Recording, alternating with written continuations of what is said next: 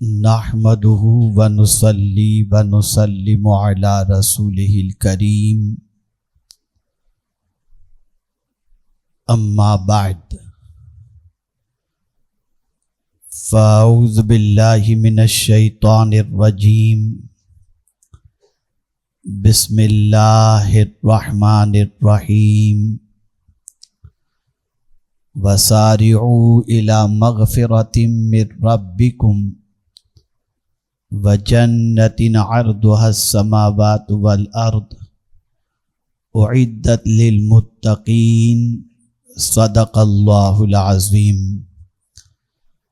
الصلاة والسلام عليك يا رسول الله. الصلاة والسلام عليك يا حبيب الله.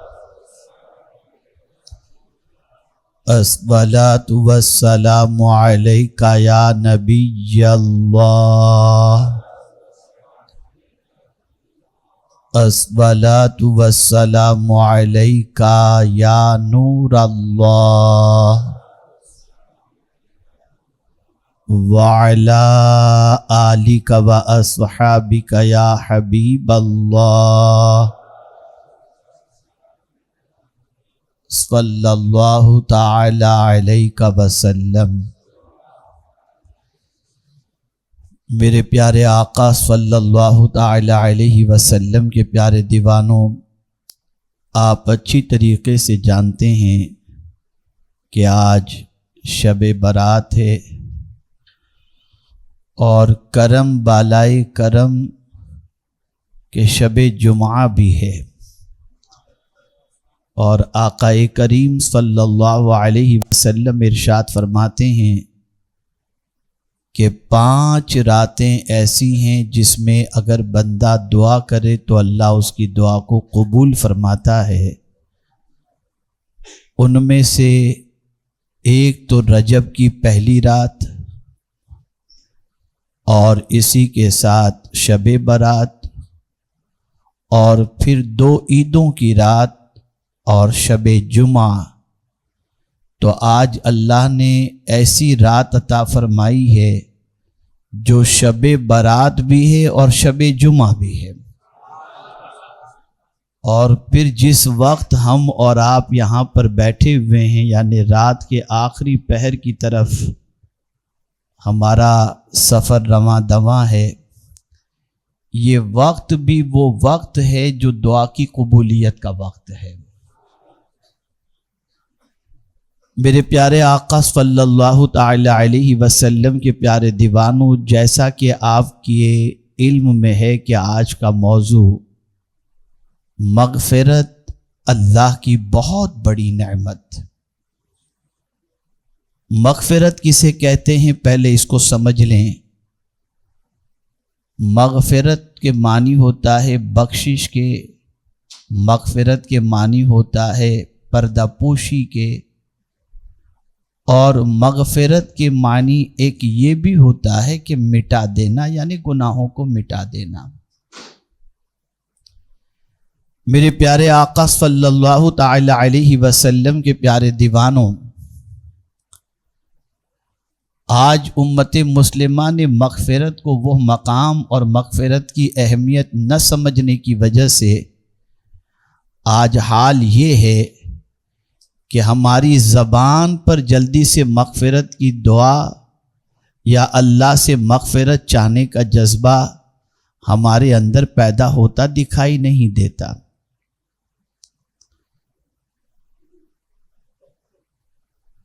مغفرت یعنی اللہ کا ہمیں معاف کر دینا، بخش دینا، یہ کتنی بڑی نعمت ہے.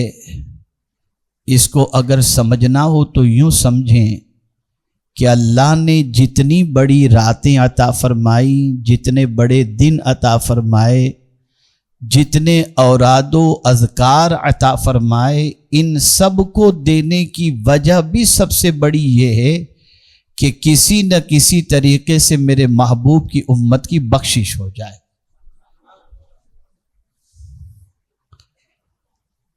اور اسی کے ساتھ اگر ہم دیکھیں صحابہ کرام علیہم الرضوان کی حیات طیبہ کو، تو صحابہ کو بھی سب سے زیادہ اگر کسی چیز کی فکر تھی، اور خود رسول اعظم صلی اللہ علیہ وسلم کو بھی اگر سب سے زیادہ کسی چیز کی فکر تھی تو اسی چیز کی کہ کسی نہ کسی سبب سے حضور کی امت کی بخشش ہو جائے۔ اس لیے کہ اگر اللہ عز و جل حساب لینے پر آئے تو آپ میں کا کوئی یا ہم میں کا کوئی ایسا نہیں کہ اللہ عز و جل کو حساب دے سکے۔ کل بروز قیامت ایک بندے کے نام اعمال کی پوزیشن یہ ہوگی کہ نیکیوں سے پورا دفتر اس کا بھرا ہوگا، لیکن اللہ عز و جل کل بروز قیامت ارشاد فرمائے گا کہ اس بندے کو میرے فضل سے جنت میں داخل کر دو۔ تو وہ بندہ اللہ عز و جل کی بارگاہ میں عرض کرے گا، میرے کریم جنت تو تیرے فضل سے مل رہی ہے، تو میں نے جو نیکیاں کی ان نیکیوں کا صلہ کیا؟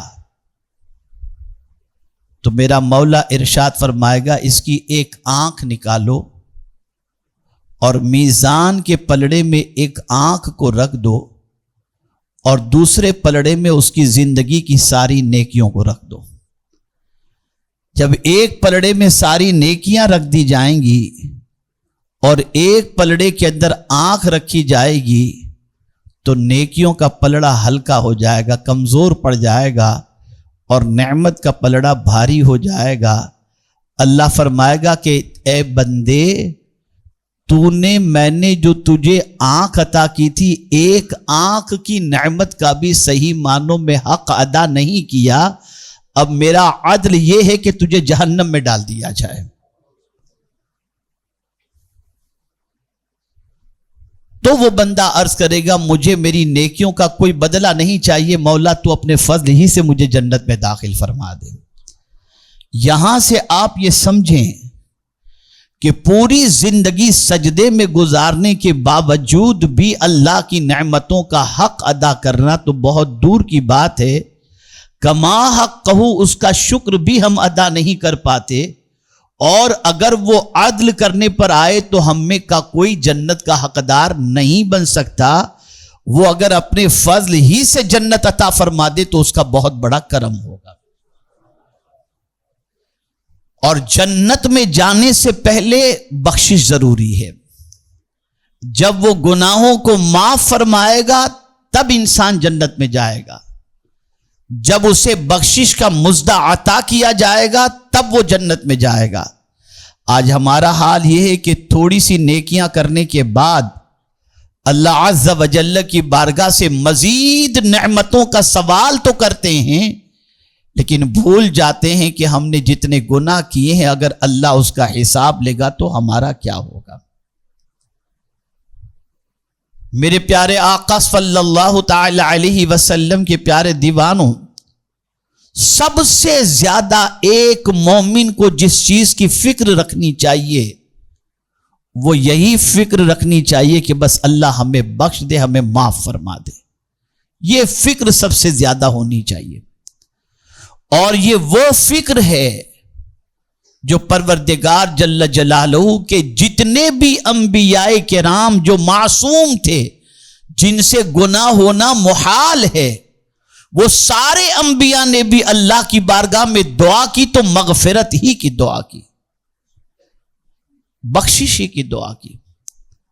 میرے پیارے آقا صلی اللہ تعالی علیہ وسلم کے پیارے دیوانوں، اور حضور صلی اللہ تعالی علیہ وسلم کو بھی اپنی امت کے بارے میں جو سب سے زیادہ فکر تھی وہ یہی فکر تھی کہ بس میری امت بخش دی جائے، اللہ انہیں معاف فرما دے اور اللہ جنت عطا فرما دے۔ اب اس کو سمجھنا ہو تو میں ایک واقعے سے آپ کو سمجھاؤں جس سے آپ اور ہم مغفرت کی اہمیت کو سمجھ سکیں۔ حضرت اویس قرنی رضی اللہ المولا تبارک و تعالی عنہ آقا کریم صلی اللہ علیہ وسلم کے عاشق صادق، جنہوں نے حضور صلی اللہ علیہ وسلم کا زمانہ تو پایا لیکن آقا کریم صلی اللہ علیہ وسلم کے دیدار سے مشرف اس لیے نہیں ہوئے کہ ان کی ماں خدمت کے لیے ان کی ضرورت محسوس کر رہی تھی، وہ اپنی ماں کی خدمت کی وجہ سے حضور صلی اللہ علیہ وسلم کے دیدار کے لیے تشریف نہ لے جا سکے، لیکن اس وجہ سے کہ وہ ماں کی خدمت کرتے تھے، سرکار کو ان کی ادا اتنی پسند آئی کہ حضور صلی اللہ علیہ وسلم نے فاروق اعظم رضی اللہ تعالی عنہ اور مولا علی کرم اللہ تعالی وجہہ الکریم کو طلب فرمایا اور اپنا جبہ دونوں کو عطا فرمایا، اور دونوں کو جبہ دے کر ارشاد فرمایا کہ یہ میرا پیرہن لے کر جاؤ، قرن کے اندر میرا ایک عاشق رہتا ہے، قرن میں میرا ایک عاشق رہتا ہے، یہ میرا پیرہن لے کر کے جاؤ اور میرے اس عاشق سے کہنا کہ میری امت کے لیے مغفرت کی دعا کر دے۔ آپ ذرا سوچو تو صحیح کہ ہماری بخشش کے لیے حضور صلی اللہ علیہ وسلم تابعی سے دعا کروا رہے ہیں، اور خود رب قدیر جل جلالہ نے بھی حضور صلی اللہ علیہ وسلم سے فرمایا وَاسْتَغْفِرْ لِلْمُؤْمِنِينَ وَالْمُؤْمِنَاتِ، مومنین کے لیے اور مومنات کے لیے میرے محبوب بخشش کی دعا کرو، ان کے لیے مغفرت مانگو۔ آپ مجھے بتاؤ، اگر یہ معمولی چیز ہوتی تو کبھی رسول اعظم صلی اللہ علیہ وسلم سے اللہ بھی نہ فرماتا، اور کبھی حضور صلی اللہ تعالی علیہ وسلم حضرت اویس قرنی رضی اللہ تعالی عنہ کو دعا کے لیے صدیق فاروق اعظم اور مولا علی کرم اللہ تعالی وجہہ الکریم کے ذریعے دعا کا حکم نہ فرماتے۔ لیکن ہم دیکھیں، ہم تو کچھ نماز پڑھ لیتے ہیں تو فوراً ہاتھ اٹھا کر ذہن میں ایک بات گردش کرتی رہتی ہے، میں نے صلاۃ التسبیح پڑھ لی، جلدی سے میں اللہ سے مال مانگ لوں، یہ مانگ لوں، وہ مانگ لوں۔ اسی طریقے سے ہمارا حال یہ ہوتا ہے، میں نے عمرہ کیا، طواف کعبہ کر لیا، جلدی سے دنیا مانگ لوں۔ اسی طریقے سے ہمارا حال یہ ہوتا ہے، سنہری جالیوں کے سامنے پہنچتے ہیں، بس حضور کی بارگاہ میں تو دعائیں قبول ہوتی ہیں، چلو دنیا ہی مانگ لیں۔ میں آج آپ کو یہ درس دینا چاہتا ہوں، یاد رکھو، سب سے پہلے جو چیز مانگنی ہے وہ یہی مانگو کہ اللہ تو ہمیں معاف فرما دے، ہماری مغفرت فرما دے۔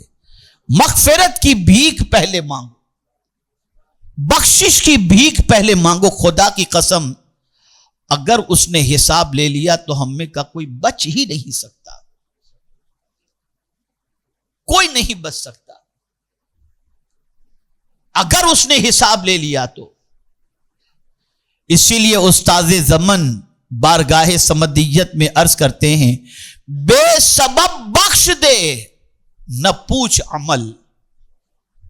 اے اللہ، کوئی سبب ہمارے پاس تو ہمارے لیے نہ رکھ، بس بغیر کسی سبب کے تو ہمیں بخش دے۔ عمل کا نہ پوچھنا، عمل کا نہ پوچھنا، اس لیے کہ وہ جانتے ہیں کہ اگر اللہ نے پوچھ لیا کہ میرے بندے تیرے اعمال بتا، تو نے یہ کیوں کیا، بس گیا، مارا گیا بندہ۔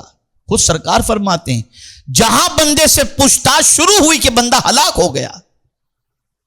اس لیے مغفرت اس کو کہتے ہیں کہ پروردگار جل جلالہ بغیر حساب کتاب کے اللہ تعالیٰ بخش دے۔ اور بخشش کے مراد، بخشش سے مراد بھی آپ سمجھ لیجئے کہ اللہ عز و جل انسان کے ذہن سے، فرشتوں سے، نامہ اعمال سے، اور جس جگہ پر اس نے گناہ کیا ان ساری جگہوں سے اس گناہ کو مٹا دیتا ہے۔ اسے کہتے ہیں بخشش۔ کوئی چیز گواہی میں نہیں رہتی، سب کو مٹا دیا جاتا، سب جگہ سے، سب جگہ سے مٹا دیا جاتا ہے۔ اب ایک صدیق اکبر رضی اللہ تعالی عنہ کا ارشاد آپ کی سماعتوں کے حوالے کروں، جس سے آپ بخشش کے حوالے سے سمجھ سکیں کہ جو جانتے ہیں کہ مغفرت کتنی عظیم چیز ہے، تو وہ کس طریقے سے مانگتے ہیں؟ سیدنا صدیق اکبر رضی اللہ تعالی عنہ اسی بخشش کے حوالے سے فرماتے ہیں کہ اگر قیامت کے دن پروردگار یہ فرمائے کہ میں نے سب کو بخش دیا سوائے ایک کے، میں نے سب کو بخش دیا سوائے ایک کے، تو صدیق اکبر فرماتے ہیں کہ ڈرتا ہوں کہ وہ ایک میں ہی نہ ہوں۔ کون صدیق اکبر؟ جن کی ایک نیکی فاروق اعظم کی زندگی کی ساری نیکیوں کے برابر، جن کو سرکار نے یار مزار بھی بنایا، یار غار بھی بنایا۔ وہ کہتے ہیں کہ اگر قیامت میں اللہ فرمائے میں نے سب کو بخش دیا سوائے ایک کے، تو ڈرتا ہوں کہ وہ ایک میں ہی نہ ہوں۔ یہ بخشش کا خیال تھا، ڈرتے تھے کہ کہیں رہ نہ جائیں، بخشش سے رہ نہ جائیں۔ اور ہمارا حال تو بس پوچھئے نہیں۔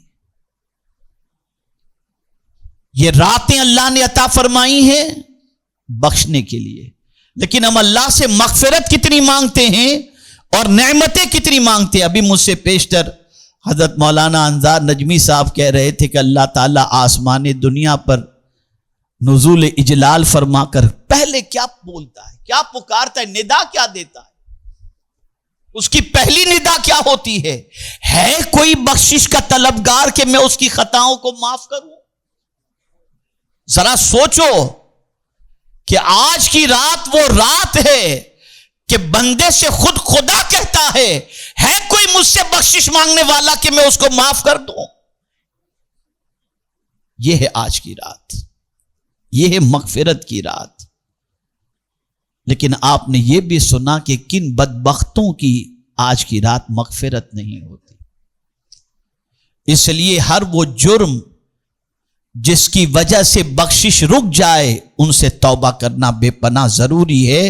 اور میرے پیارے آقا صلی اللہ علیہ وسلم کے پیارے دیوانوں، مغفرت بہت بڑی چیز ہے، اور اسی لیے اعلی حضرت عظیم البرکت امام عشق و محبت کے والد علامہ نقی علی خان علیہ الرحمت والرضوان دعا کی فضیلت کے باب میں ایک حدیث لے کر کے آئے، اور وہ حدیث کیا ہے؟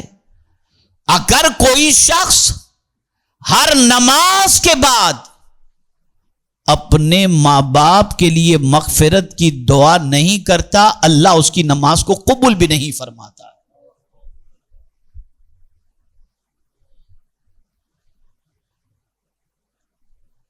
یہ ہماری ذمہ داری ہے کہ ہم اپنے والدین کے لیے مغفرت کی دعا کریں۔ اور خود حضرت ابراہیم علیہ السلام کی دعا دیکھ لیجئے قرآن مقدس میں، تو آپ کو یہی دعا ملے گی، ربنا اغفر لی ولوالدی، اے اللہ میری مغفرت فرما اور میرے والدین کی مغفرت فرما۔ میرے پیارے آقا صلی اللہ تعالی علیہ وسلم کے پیارے دیوانوں، اس لیے ضرورت اس امر کی ہے کہ مغفرت کی اہمیت کو سمجھو اور مغفرت کی بھیک مانگنے کی عادت بناؤ۔ اور یہ سب سے بڑی عادت اور سب سے اچھی عادت ہے کہ اللہ عز و جل سے بخشش طلب کی جائے اور مغفرت طلب کی جائے۔ اب مغفرت طلب کرنے کے حوالے سے بھی قرآن نے کیا عظیم الفاظ ذکر فرمائے ہیں۔ اللہ عز و جل ارشاد فرماتے وَسَارِعُوا إِلَى مَغْفِرَةٍ مِّن رَبِّكُمْ، اور دوڑو، چلنے کی بات نہیں، یہ قرآن کہہ رہا ہے مغفرت کی طرف چلو نہیں، قرآن کہتا ہے وَسَارِعُوا إِلَى مَغْفِرَةٍ مِّن رَبِّكُمْ، اور دوڑو اپنے رب کی بخشش کی طرف، اپنے رب سے بخشش مانگنے کی طرف، یا ان اعمال کی طرف دوڑو جن اعمال کی طرف دوڑنے کی وجہ سے اللہ عز و جل گناہوں کو معاف فرما دیتا ہے۔ اور میرے پیارے آقا صلی اللہ علیہ وسلم کے پیارے دیوانوں، خدا کی قسم میرے آقا صلی اللہ علیہ وسلم کا اتنا بڑا احسان ہے کہ حضور صلی اللہ علیہ وسلم کے صدقے میں اللہ تعالیٰ نے چھوٹی چھوٹی چیزوں کے اندر بظاہر چھوٹی نظر آتی ہیں، لیکن اس کے سبب سے اللہ نے بخشش کا بہانہ بنا دیا اور بخشش کے لیے انتظام فرما دیا۔ خود حضور صلی اللہ علیہ وسلم ارشاد فرماتے ہیں، اگر کوئی شخص وضو کرتا ہے، کلی کرتا ہے تو منہ کے گناہ کو اللہ معاف کر دیتا ہے، ہاتھ دھوتا ہے تو ہاتھ کے گناہ معاف کر دیتا ہے، چہرہ دھوتا ہے چہرے کے گناہ کو معاف کر دیتا ہے، لیکن اگر کوئی شخص وضو سے پہلے بسم اللہ پڑھ لے تو اللہ پورے جسم کے گناہوں کو معاف فرما دیتا ہے۔ یہ ہے بخشش، ذرا سوچو آپ۔ اور کبھی کبھی تو بخشش بظاہر ہلکی سی چیز ہوتی ہے، لیکن اللہ تعالیٰ اس وجہ سے بھی بخش دیتا ہے۔ میں آپ کو بتاؤں، اللہ والے بخشش کا خیال کرتے تھے، فکر میں ڈوبے رہتے تھے۔ اس زمانے میں جب یہ بال پین کا دور نہیں تھا، فاؤنٹن پین کا دور نہیں تھا، انک پین کا دور نہیں تھا، اس زمانے میں لوگ لکھنے کے لیے لکڑی کا قلم اور دوات کے اندر سیاہی ہوتی تھی، اس سے لکھا کرتے تھے۔ ایک بزرگ نے اپنے قلم کو، ایک اللہ کے ولی نے اپنے قلم کو سیاہی کے اندر ڈبویا، اور جیسے ہی قلم کو باہر نکالا تو نوکے قلم پر جو سیاہی تھی نا، ایک مکھی آ کر اس سیاہی پر بیٹھ گئی، اور مکھی نے قلم کے کنارے پر موجود سیاہی کو چوسنا شروع کر دیا۔ ہم اور آپ ہوں تو کیا کریں؟ ایسے ہٹا دیں، لیکن وہ اللہ کے ولی ہلکی سی بھی جنبش نہیں دیتے، لکڑی کے قلم کو یوں ہی پکڑ کے رکھتے ہیں جب تک کہ مکھی پوری سیاہی نہیں چوس لیتی۔ جب مکھی نے پوری سیاہی چوس لی اور اڑ گئی، تب پھر وہ واپس سیاہی کے اندر قلم کو ڈبوتے ہیں اور پھر اس سے لکھنا شروع کرتے ہیں۔ جب کچھ عرصے کے بعد ان کا انتقال ہوا، کسی نے دیکھا کہ وہ اللہ کے ولی جنت کے مزے لوٹ رہے ہیں، تو پوچھنے والے نے پوچھا، حضور اللہ نے آپ کو بخش دیا، ذرا وجہ تو بتائیے، کون سا عمل اللہ نے آپ کا قبول فرمایا جس کی وجہ سے اللہ نے آپ کی بخشش فرما دی؟ فرماتے بس ایک ہی وجہ تھی، مکھی سیاہی چوس رہی تھی، میں نے اس کو سیاہی چوسنے دیا اور اس کی پیاس اس سے بجھ گئی، میرے اللہ کو میری یہی ادا پسند آ گئی اور اس نے میری بخشش فرما دی۔ یہ ہے بخشش۔ آپ ذرا سوچو،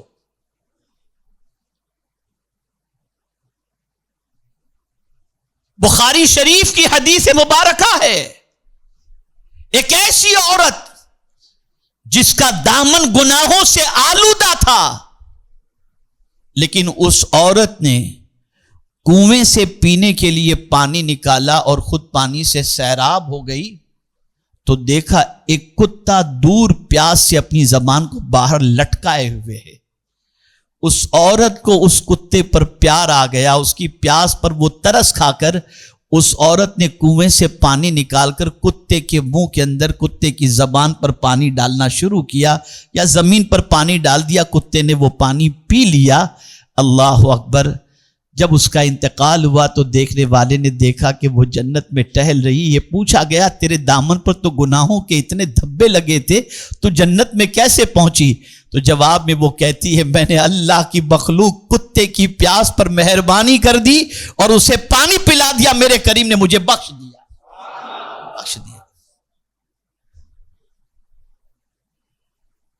تو اللہ عز و جل مختلف بخشش کے بہانے رکھا ہے اور مختلف طریقے سے اپنے محبوب صلی اللہ تعالی علیہ وسلم کی امت کو بخش دینا چاہتا ہے۔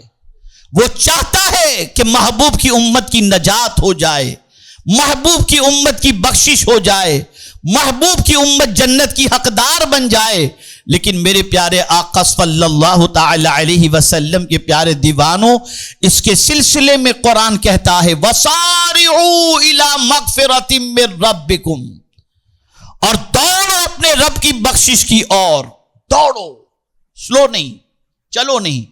مراد یہ ہے کہ جہاں نیکی کے کوئی کام کا وقت ملا اس کو تو کر لے۔ بڑی معذرت کے ساتھ ہم مسجد میں نماز کے لیے بھی جاتے ہیں اور پہلی صف میں جگہ ہوتی ہے نا، تو پیچھے والے سے کہتے آگے جا آگے جا.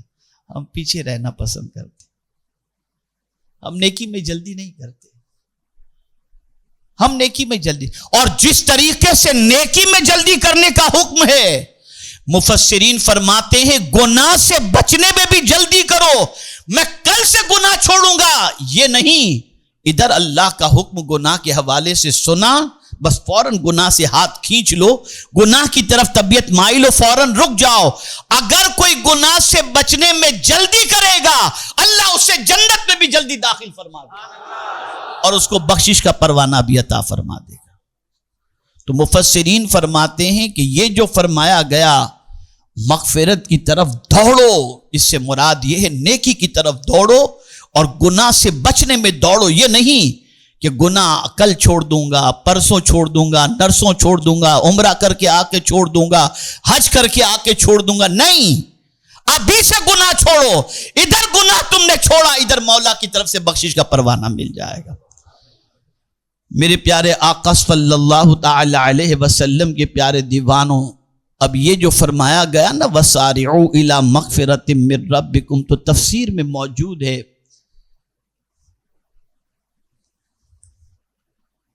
کہ مغفرت کی طرف جلدی کرنے کا جو فرمایا گیا اس کا ایک ذریعہ جیسے نیکیوں کی طرف جلدی کرنا, اور اسی طرح دوسرا طریقہ توبہ کرنا اور استغفار کرنا بھی ہے. یعنی اب اللہ کی بارگاہ میں توبہ کی طرف بڑھو, مولا مجھ سے گناہ ہو گئے. آج توبہ میں ٹال مٹول ہے, توبہ میں ٹال مٹول ہے, کل کر لیں گے, اور کریں گے بھی تو دل سے نہیں کرتے, معافی بھی مانگتے ہیں تو دل سے نہیں مانگتے. اور کچھ لوگ اتنے سخت دل ہوتے ہیں, ارے یار کیا کریں, چلتا ہے, بعد میں کر لیں گے, پھر کر لیں گے. تو میرے پیارے آقا صلی اللہ تعالی علیہ وسلم کے پیارے دیوانوں, بعد والا معاملہ کسی نے نہیں دیکھا. جو سانس اندر گئی ہے وہ باہر نکلے گی وہ بھی نہیں معلوم. اس سے پہلے توبہ کر لو, اللہ سے مغفرت چاہ لو, اللہ سے بخشش کا پروانہ حاصل کر لو. تو یہاں پر ایک مراد یہ بھی ہے کہ توبہ کرنے میں جلدی کرو, استغفار کرنے میں جلدی کرو. میرے پیارے آقا صلی اللہ تعالی علیہ وسلم کے پیارے دیوانوں, حضرت ابو ہریرہ رضی اللہ تعالی عنہ سے روایت ہے کہ نبی اکرم صلی اللہ علیہ وسلم نے فرمایا تم میں سے کوئی اس طرح نہ کہے. اب یہ سنیے, یہ حدیث مبارکہ غور سے سنیے. تم میں سے کوئی اس طرح نہ کہے, دعا مانگتے وقت جو کہتے ہیں نا, تو اب یہ نہ کہے جو کہا جا رہا ہے. اور یہ کون فرما رہا ہے؟ رسول اعظم صلی اللہ علیہ وسلم. کیا نہ کہے؟ اس طرح نہ کہے یا اللہ عز و جل اگر تو چاہے تو مجھے بخش دے, اگر تو چاہے تو مجھے بخش دے, یا تو چاہے تو مجھ پر رحم فرما. نہیں, ایسا نہ کہے, بلکہ یقین کے ساتھ سوال کرنا چاہیے, اے اللہ تو مجھے بخش دے, اس لیے کہ اللہ عز و جل سے کوئی پوچھنے والا ہے ہی نہیں. اور ایک بندہ اپنے رب کو پیار کے ساتھ, محبت کے ساتھ, امید کے ساتھ اور یقین کے ساتھ جب یہ کہتا ہے کہ اللہ مجھے بخش دے, تو اللہ فرشتوں سے فرماتا ہے کہ میرا یہ بندہ جانتا ہے کہ میں بخشنے والا ہوں, اسی لیے تو مجھ سے بخشش مانگ رہا ہے. فرشتوں گواہ ہو جاؤ میں نے اس کو بخش دیا.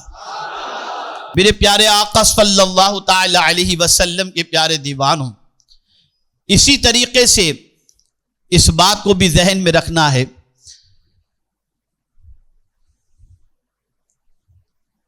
کہ حضور صلی اللہ علیہ وسلم اللہ عز و جل کی بارگاہ کے اندر مغفرت کا سوال کس طریقے سے کرتے, دعا کیا تھی حضور صلی اللہ علیہ وسلم کی.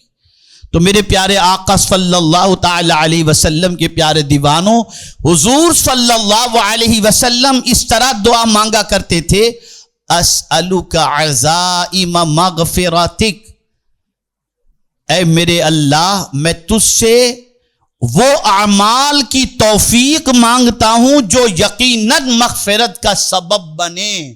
اے اللہ ایسے اعمال کی مجھے توفیق عطا فرما کہ اس اعمال کی وجہ سے میرے کریم تو بخشش کا پروانہ عطا فرما. یہ دعا حضور صلی اللہ علیہ وسلم نے امت کی تعلیم کے لیے عطا فرمائی، ورنہ سرکار صلی اللہ علیہ وسلم تو سید المعصومین ہیں، اور حضور صلی اللہ علیہ وسلم کے صدقے میں اللہ تعالیٰ اس امت کی مغفرت فرماتا ہے.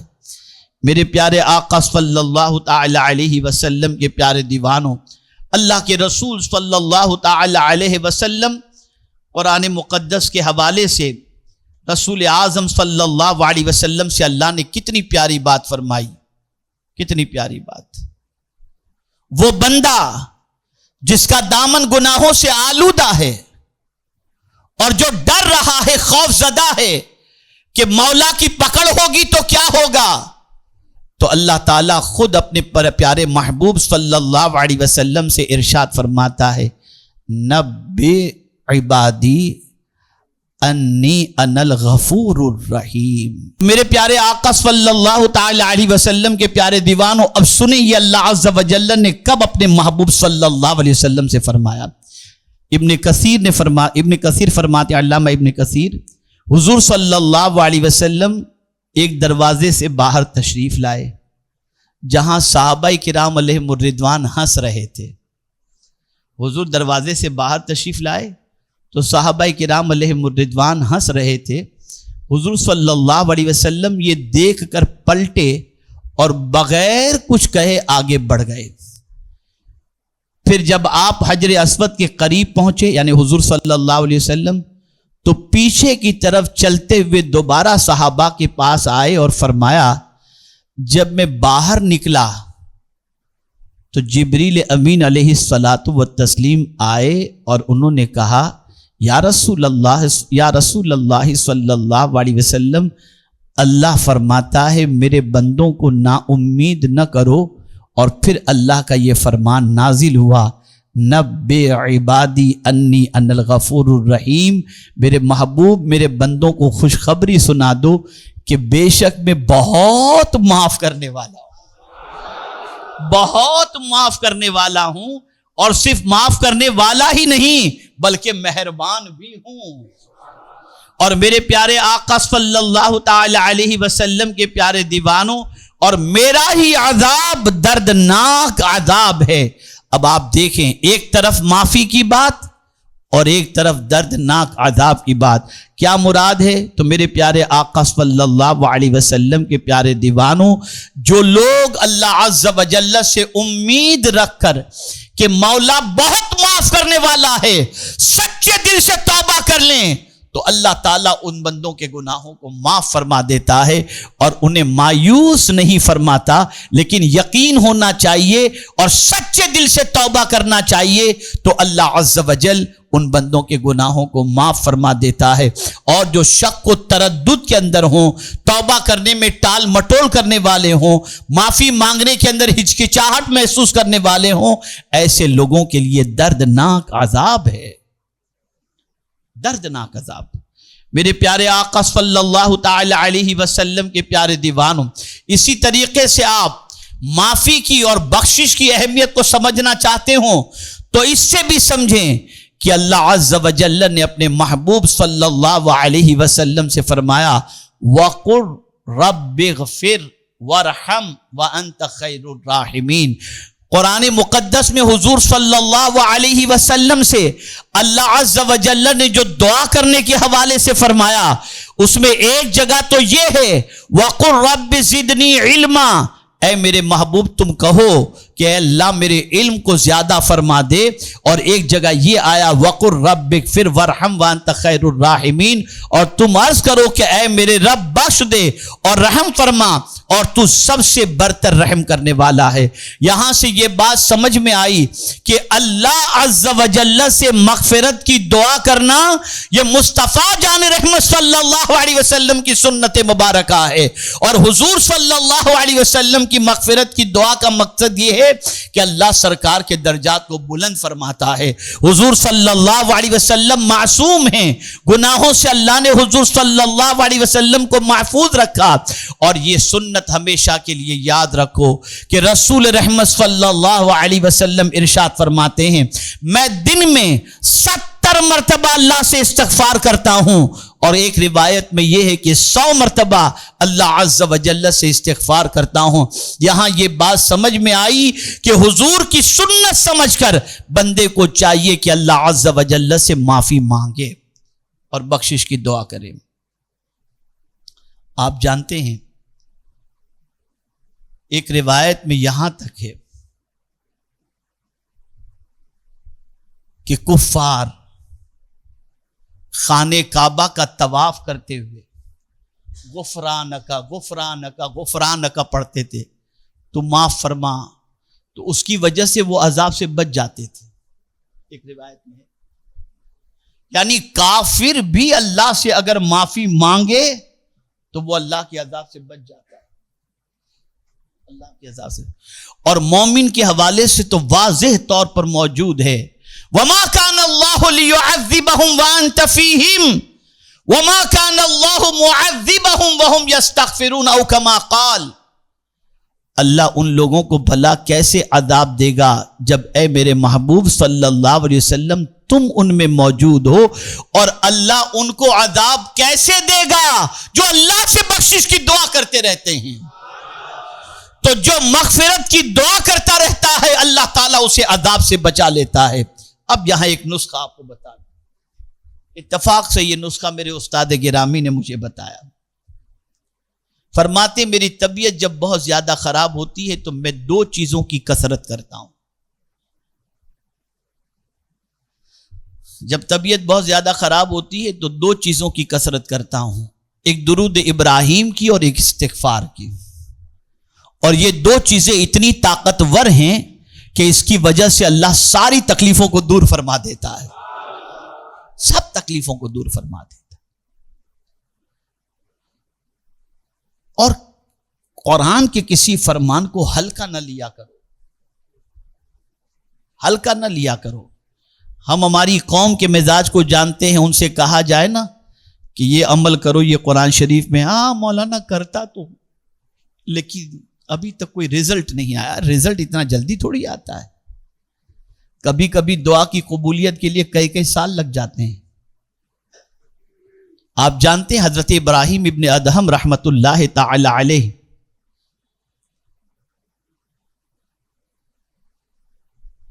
ایک بستی کی طرف جاتے ہیں اور کڑاکے کی ٹھنڈی، بہت زبردست سردی، تو آپ نے ایک مسجد دیکھی، تو مسجد کے خادم سے کہا کہ مجھے مسجد کے اندر جانے دو، میں رات بھر عبادت کروں گا، ٹھنڈی سے بھی بچ جاؤں گا اور عبادت میں رات بھی گزر جائے گی، صبح میں نکل جاؤں گا۔ مسجد کے خادم نے ان کو مسجد میں آنے دے دیا، وہ مسجد میں تشریف لے گئے اور عبادت میں مصروف ہو گئے۔ اتفاق سے اسی بستی میں چوری ہو گئی تھی اور چور کی تلاش کے اندر لوگ نکل پڑے۔ اب پوچھ رہے کوئی کسی کو جاتے ہوئے یہاں دیکھا، کسی کو جاتے ہوئے دیکھا، یہ سوال ہو رہا ہے۔ تو کسی نے کہا ایک بندہ مسجد کے اندر ہوگا، بولے بس وہی چور ہوگا۔ اور مسجد کھلوائی تو حضرت ابراہیم ابن ادہم رحمت اللہ تعالی علیہ، اور وہ لوگ جانتے نہیں تھے کہ یہ کون ہے، ان کو معلوم نہیں تھا، کہا تو ہی چور ہے۔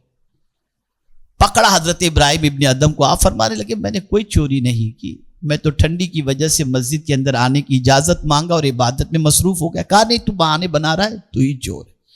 ان کو رسی سے باندھ کر میدان میں چھوڑ دیا۔ اب کڑاکے کی ٹھنڈی میں میدان کے اندر ان کو چھوڑ دیا، اب اس سے بڑی سزا کیا ہو سکتی تھی؟ اب حضرت ابراہیم ابن ادہم رحمت اللہ تعالی علیہ سوچ میں پڑ گئے کہ ایسا کیوں ہوا۔ پھر کہتے ہیں کہ ہمیشہ اللہ والوں کی ایک بات یاد رکھیے گا، یہ نقطہ ذہن میں رکھیے، یہ ہمیشہ آپ کو کام آئے گا۔ اللہ والے ہر کام کے اندر اللہ کی مصلحت اور بھلائی ہی تلاش کرتے ہیں۔ مصیبت آئے تب بھی کہتے اس میں میرے رب کی کوئی حکمت ہوگی، اور سوائے بہتری کہ اللہ ہمارے لیے کچھ نہیں چاہتا، ضرور اس میں کوئی اللہ کی حکمت ہوگی۔ فوراً حضرت ابراہیم ابن ادہم رحمت اللہ تعالی علیہ نے دل میں سوچ لیا اس میں بھی اللہ کی کوئی حکمت ہوگی۔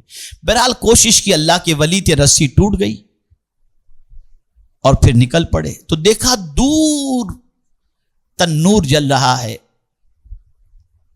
اور کوئی وہاں پر نظر آیا، آہستہ آہستہ گئے اس کے پاس اس تنور کے پاس جا کر آپ نے وہاں موجود بندے کو سلام کیا تو بندہ دائیں دیکھ رہا ہے، بائیں دیکھ رہا ہے۔ کچھ دیر کے بعد اس نے سلام کا جواب دیا تو حضرت ابراہیم ابن ادہم رحمۃ اللہ تعالی علیہ نے فرمایا کہ میں نے تجھے سلام کیا تھا، تو دائیں دیکھ رہا تھا، تو بائیں دیکھ رہا تھا، اور کافی دیر کے بعد تو نے میرے سلام کا جواب دیا، کیا وجہ ہے؟ وہ کہتا ہے کہ بابا مسئلہ ایسا ہے کہ میں 20 سال سے ایک دعا کر رہا ہوں۔ کتنے سال سے؟ بولیے تو یاد رہے گا۔ 20 سال سے ایک دعا کر رہا ہوں، تو جب آپ نے سلام کیا تو میں سوچا کہ روح قبض کرنے والا فرشتہ تو نہیں آ گیا، لیکن تھوڑی دیر کے بعد جب مجھے یقین ہو گیا کہ کوئی روح قبض کرنے والا فرشتہ نہیں، کوئی انسان ہی آیا ہے، اس نے مجھے سلام کیا ہے، تو میں نے فوراً جواب دیا۔ اب حضرت ابراہیم ابن ادم سوال پوچھتے ہیں کہ اے بندے بتا 20 سال سے کیا دعا کر رہا ہے؟ 20 سال سے کیا دعا کر رہا ہے؟ وہ کہتا ہے حضرت 20 سال سے یہ دعا کر رہا ہوں کہ اے اللہ مجھے تیرے ولی یہ کامل ابراہیم ابن ادم کا دیدار عطا فرما دے۔ تو حضرت ابراہیم ابن ادم فرماتے ہیں اچھا اسی لیے مسجد سے مجھے نکال کر رسی سے باندھ کر باہر بٹھایا گیا تاکہ میں رسی توڑ کر اس کے پاس جاؤں، اور 20 سال سے دعا کرنے والے کی دعا اللہ قبول فرما رہا تھا۔ یہ ہے حکمت۔ تو حضرت ابراہیم ابن ادم علیہ الرحمہ نے فرمایا میں ہی ابراہیم ابن ادم ہوں۔ فوراً وہ قدموں میں گر گیا اور پھر اس کے بعد اللہ کی بارگاہ میں عرض کرتا ہے مولا ایک دعا کی قبولیت میں 20 سال لگ گئے، اب یہ دعا تو جلدی قبول فرما لے کہ انہی کے قدموں میں مجھے موت نصیب ہو جائے تاکہ یہی میری نماز جنازہ پڑھا دے۔ فوراً اس کی دعا قبول ہو گئی اور اس کی روح پرواز کر گئی۔ تو کبھی بھی دعا جو آپ مانگ رہے ہیں اس کی قبولیت کے اندر جو مانگ رہے ملنے میں تاخیر ہو تو سمجھنا چاہیے اس میں اللہ کی کوئی حکمت ہوگی، اس کی مصلحت ہوگی، ورنہ یاد رکھیں اللہ کا وعدہ حق ہے، اور اس بندے کو اللہ نے فرمایا ادعونی استجیب لکم، تم مجھ سے مانگو میں تمہاری دعاؤں کو قبول کروں گا۔ وہ اپنے بندے کی دعا کو قبول فرماتا ہی ہے، لیکن اس کی حکمت ہوتی ہے جسے بندہ نہیں سمجھ سکتا۔ تو میرے پیارے آقا صلی اللہ تعالی علیہ وسلم کے پیارے دیوانوں، اللہ کے رسول صلی اللہ تعالی علیہ وسلم کے ذریعے کہا گیا کہ میرے محبوب میرے بندوں کو اللہ اللہ اللہ اللہ اللہ سبحان اللہ، میں لفظ عبادی پر قربان، لفظ عبادی پر قربان، میرا بندہ کہہ کر ہم کو اللہ نے نبے عبادی، میرے بندوں کو میرے محبوب خوشخبری سنا دو، خوشخبری سنا دو کہ مایوس نہ ہوں، تمہارا رب بہت معاف کرنے والا ہے، ذرا تم بخشش کی بھیک تو مانگو، اور بخشش کی بھیک مانگو کہ میں تمہارے گناہوں کو معاف فرما دوں گا۔ اس لیے میرے پیارے آقا صلی اللہ تعالی علیہ وسلم کے پیارے دیوانوں، اللہ عز و جل کی بارگاہ کے اندر کثرت سے توبہ استغفار کرنا چاہیے، اور اسی کے ساتھ ساتھ جو انصار و مہاجرین کے بعد آئے، ایک بات یاد رکھیے گا، صرف اپنے لیے مغفرت کی دعا نہیں کرنی، اپنے پہلے جو ایمان والے چلے گئے ان کے لیے بھی اگر مغفرت کی دعا کی جائے تو اس دعا کا اثر اللہ تعالیٰ عطا فرماتا ہے اور اس کا فائدہ ان کو پہنچتا ہے۔ اگر کوئی کہے کہ مرنے والے کو کچھ نہیں پہنچتا تو قرآن میں یہ دعا نہ ہوتی، جیسے کہ میں ابھی آپ کے سامنے عرض کرنے جا رہا ہوں۔ اور وہاں بھی دعا سب سے بڑی کیا ہے اسے سمجھو۔ انصار و مہاجرین کے سلسلے میں جو ان کے بعد والے آئے انہوں نے ان کے لیے کیا دعا کی؟ والذین جاءوا من بعدهم یقولون ربنا اغفر لنا ولاخواننا الذین سبقونا بالایمان، اے اللہ ہمیں بھی معاف فرما اور ہم سے پہلے جو ایمان والے اس دنیا سے چلے گئے ان کی بھی مغفرت فرما۔ آپ اگر قرآن اٹھا کر کے دیکھیں تو خدا کی قسم جتنا مغفرت کی طرف ابھارا گیا اور اس کے فائدے بتائے گئے اتنا آپ کو کسی اور چیز کے سلسلے میں اتنے فائدے آپ کو نظر نہیں آئیں گے، لیکن اسی سے بندہ غفلت برت رہا ہے۔ آپ جانتے ہیں ہمارے مرحومین جو قبر کے اندر ہیں انہیں سب سے زیادہ کس چیز کی فکر ہے؟ ان کے پیچھے جو رہ چکے ہیں، یعنی ہم لوگ جیسے ہیں اپنے ماں باپ کی جو قبر کے اندر آرام کر رہے ہیں، ان کے لیے سب سے بڑی چیز کیا ہے؟ سب سے بڑی چیز یہی ہے کہ ان کی اولاد ان کے لیے مغفرت کی دعا کرے. اس سے بڑا ان کے لیے کوئی تحفہ نہیں ہے.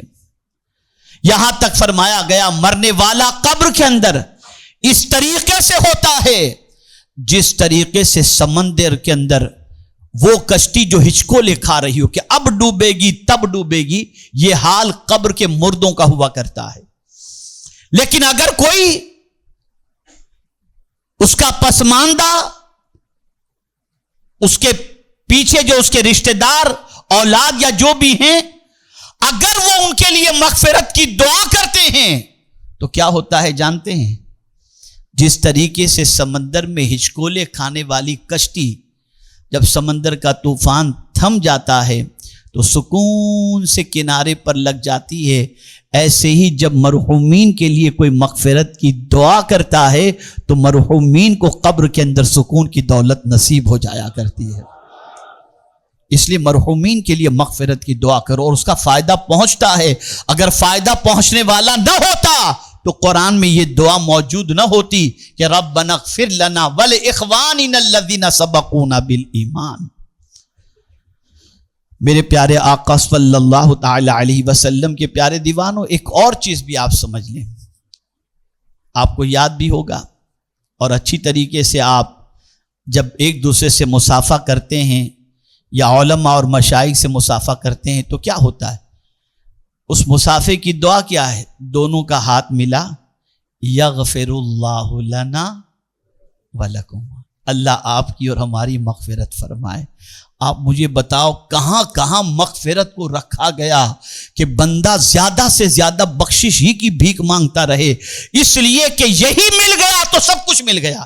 اس لیے کہ یہاں دیکھیں وسارعوا الی مغفرۃ من ربکم وجنۃ عرضها السماوات والارض، جہاں بخشش کی طرف تم دوڑے اور اللہ نے بخش دیا اور بخشش کے ساتھ ہی اللہ نے تمہیں جنت کا حقدار بھی بنا دیا. ادھر بخشش ہوئی، ادھر جنت کا مستحق. تو میرے پیارے آقا صلی اللہ علیہ وسلم کے پیارے دیوانوں، مغفرت کی طرف دوڑنا چاہیے اور یہ بہت زیادہ ضروری ہے. میرے پیارے آقا صلی اللہ تعالی علیہ وسلم کے پیارے دیوانوں، اب آپ کو ایک ایسا عمل بتاتا ہوں. اعلی حضرت عظیم البرکت امام عشق و محبت نے الامن والعلا کے اندر یہ حدیث مبارکہ نقل فرمائی ہے. یہ وہ عمل ہے کہ اعلی حضرت عظیم البرکت رسول اعظم صلی اللہ علیہ وسلم کی حدیث مبارکہ نقل فرماتے ہیں کہ جو شخص مومنین اور مومنات کے لیے دن میں 27 مرتبہ، یہ حضور صلی اللہ علیہ وسلم کا ارشاد، مومنین اور مومنات کے لیے دن میں 27 مرتبہ مغفرت کی دعا کرے، اللہ اس دعا کرنے والے کو مستجاب الدعوات بنا دیتا ہے اور پھر وہ جو بھی دعا کرے اللہ اس کی دعا کو قبول فرماتا ہے. یہاں سے یہ بات سمجھ میں آئی کہ ہمیں مغفرت کی طرف دوڑنا چاہیے اور اسی پر اگر گفتگو کی جائے تو ابھی کئی آیتیں اس سے متعلق ہیں. میں نے مغفرت کے فائدے سے متعلق میں نے کوئی خاص آپ کے سامنے قرآن کی روشنی میں باتیں پیش نہیں کی، لیکن ایک آیت مزید اس کے سلسلے میں پیش کر کے میں اپنی گفتگو کو ختم کرتا ہوں تاکہ آپ مغفرت کا فائدہ بھی سمجھ جائیں اور مغفرت کے حوالے سے اپنے آپ کو تیار کریں. دیکھیے مغفرت مانگنے کا فائدہ صرف بخشش ہی نہیں ہے بلکہ اور بھی کچھ ہے. قرآن مقدس میں اللہ عز و جل نے فرمایا وَأَنِ اسْتَغْفِرُوا رَبَّكُمْ ثم توبوا الیہ یمتعکم متاعا حسنا الی اجل مسمی ویؤتی کل ذی فضل فضلہ وان تولوا فانی اخاف علیکم عذاب یوم کبیر الی اللہ مرجعکم وہو علی کل شیء قدیر. بس اس کو آپ ذہن میں رکھ لیں، اس لیے کہ ہمارا بیپاری جیسا حساب ہے، جب تک کہ فائدہ کچھ دوسرا سمجھ میں نہ آئے ہم کرنے کے لیے تیار نہیں ہوتے. تو مغفرت حاصل کرنا، یہ جو استغفار ہم کہتے ہیں نا، استغفر اللہ جو ہم پڑھتے ہیں تو ہم اللہ سے معافی ہی چاہ رہے ہوتے ہیں، بخشش کی بھیک ہی مانگ رہے ہیں، استغفر اللہ، اے اللہ ہمیں بخش دے، ہمیں معاف فرما دے۔ تو اب دیکھیے قرآن مقدس میں اللہ کیا فرما رہا ہے، وَأَنِ اسْتَغْفِرُوا رَبَّكُمْ، اور یہ کہ اپنے رب سے معافی مانگو، ثُمَّ تُوبُوا إِلَيْهِ، پھر اس کی طرف توبہ کرو۔ تو اگر ہم نے معافی مانگی اور توبہ کی تو مولا تو ہمیں کیا عطا فرمائے گا؟ تو اب اللہ فرماتا ہے اگر تم نے معافی مانگی اور توبہ کی تو اللہ فرماتا ہے یُمَتِّعْکُم مَتَاعًا حَسَنًا إِلَىٰ أَجَلٍ مُّسَمًّى، تمہیں بہت اچھا برتنے کا دے گا ایک ٹھہرائے وعدہ تک، یعنی تمہاری زندگی جتنی ہے، جتنے دن تم دنیا میں ٹھہرو گے، اس دنیا کے ٹھہرنے تک اللہ عز و جل تمہیں برتنے کے لیے اچھے سے اچھی چیزیں عطا فرمائے گا۔ یعنی تم جب تک زندہ رہو گے اللہ تعالیٰ تمہیں متاع حسن عطا فرمائے گا، یعنی برتنے کی اچھی چیز عطا فرمائے گا۔ یہ ہے استغفار اور توبہ کا فائدہ۔ اور پھر پروردگار جل جلالہ ارشاد فرماتے ہیں اور ہر فضیلت والے کو اس کا فضل پہنچے گا۔ اور اگر کوئی معافی نہیں مانگتا اللہ سے تو ذرا یہ بھی سن لیجیے، استغفار اور توبہ کا فائدہ تو ہے ہی کہ دنیا میں برتنے کی جو چیزیں وہ اللہ تعالیٰ ایک مدت تک عطا فرمائے گا، لیکن کوئی اکڑ گیا میں نہیں معافی مانگوں گا، جیسا کہ آج لوگوں کی پوزیشن۔ تو اب قرآن کیا کہتا ہے اسے سنیے، وَإِن تَوَلَّوْا، اور اگر منہ پھیرو، فَإِنِّي أَخَافُ عَلَيْكُمْ عَذَابَ يَوْمٍ كَبِيرٍ، تو میں تم پر بڑے دن کے عذاب کا خوف کرتا ہوں، یعنی وہ قیامت کے دن جو بڑا دن ہے، اس دن تم عذاب کے اندر کہیں گرفتار نہ ہو جاؤ، اس کا خوف کیا جا رہا ہے۔ یعنی اگر معافی نہیں مانگے تو بڑے دن عذاب میں گرفتار ہونے کا اندیشہ ہے۔ تو جہاں معافی کا فائدہ ہے وہاں معافی نہ مانگنے کا عذاب کا ڈر بھی اللہ عز و جل نے قرآن مقدس میں فرمایا۔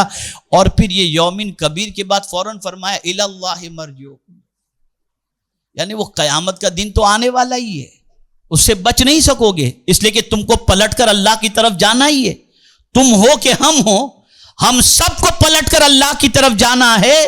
تو پھر قرآن کہتا ہے الی اللہ مرجعکم وہو علی کل شیء قدیر، تمہیں اللہ کی طرف پھرنا ہے اور وہ ہر شے پر قادر ہے۔ تو میرے پیارے آقا صلی اللہ تعالی علیہ وسلم کے پیارے دیوانوں، آج کی رات اللہ نے اس لیے عطا فرمائی تاکہ ہم اللہ سے مغفرت کا پروانہ حاصل کریں، مغفرت کی بھیک مانگیں، اور اللہ تعالیٰ صبح صادق تک پکارتا ہے کوئی بخشش کا طلبگار کہ میں اس کی خطاؤں کو معاف کروں۔ اگر آج کی رات ہم نے اللہ عز و جل سے بخشش کا پروانہ حاصل کر لیا تو میرے پیارے آقا صلی اللہ علیہ وسلم کے پیارے دیوانوں، ہم نے اللہ سے بہت بڑی نعمت حاصل کر لی۔ تو مغفرت یہ بہت بڑی نعمت ہے اللہ عز و جل کی، اور یہ جسے نصیب ہو جائے گویا اسے اللہ عز و جل نے بہت بڑی نعمت عطا فرمائی۔ تو میرے پیارے آقا صلی اللہ علیہ وسلم کے پیارے دیوانوں، یہ تفصیل طلب موضوع ہے، لیکن میں مختصراً ایک حدیث عرض کر کے اپنی گفتگو کو ختم کرتا ہوں۔ آقا کریم صلی اللہ علیہ وسلم نے فرمایا طوبى لمن وجد فی صحیفته استغفارا کثیرا او کما قال، سرکار صلی اللہ علیہ وسلم فرماتے ہیں خوشخبری ہو اس کے لیے، قربان جائیے، ایک انسان خوشخبری دیتا ہے، ایک مصطفیٰ پیارے خوشخبری دے دیں۔ اب حضور جسے خوشخبری دیں وہ خوشخبری ہی تو ہوا کرتی ہے۔ طوبى لمن وجد فی صحیفته استغفارا کثیرا، خوشخبری ہو، بشارت ہو جس کے نام اعمال میں استغفار کی کثرت موجود ہو، یعنی جس کے دفتر کے اندر اللہ سے معافی کی کثرت موجود ہو، حضور صلی اللہ علیہ وسلم اس کے لیے خوشخبری سناتے ہیں۔ تو خوب اللہ سے معافی مانگنے کی عادت رکھو، استغفار کی کثرت کی عادت رکھو۔ اللہ عز و جل آقا کریم صلی اللہ علیہ وسلم کے صدقہ و طفیل ہم سب کی بخشش فرمائے، ہم سب کی مغفرت فرمائے۔ اللہ تعالیٰ مجھ سے آپ سے سب سے وہ کام لے جس سے اللہ بھی راضی ہو اور اس کے رسول صلی اللہ علیہ وسلم بھی راضی ہوں۔ وما علینا الا البلاغ المبین۔ السلام علیکم ورحمۃ اللہ تعالی وبرکاتہ۔